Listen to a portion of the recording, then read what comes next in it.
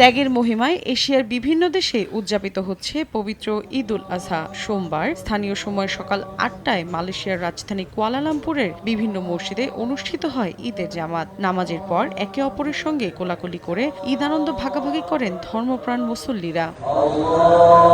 এ সময় পুরো মালয়েশিয়া যেন পরিণত হয় এক টুকরো বাংলাদেশে। নামাজ শেষে দেশটির বিভিন্ন স্থানে পশু কোরবানি করেন প্রবাসীরা। ঈদ উপলক্ষে প্রবাসী বাংলাদেশিদের শুভেচ্ছা জানিয়েছেন দেশটিতে নিযুক্ত হাইকমিশনার মোহাম্মদ শামীম হাসান।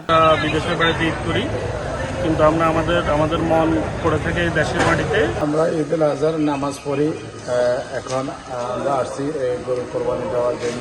একই দিন ব্যাপক উৎসাহ উদ্দীপনার মধ্য দিয়ে দক্ষিণ কোরিয়ায় উদযাপিত হয় ঈদ উল আজহা। রাজধানী সিউল সহ বিভিন্ন শহরের ঈদগাহ ও মসজিদে নামাজ আদায়ে ভিড় করেন প্রবাসী বাংলাদেশি সহ বিভিন্ন দেশের ধর্মপ্রাণ মুসল্লিরা। নামাজ শেষে একে অপরের সঙ্গে কুশলাদি বিনিময় করেন তারা।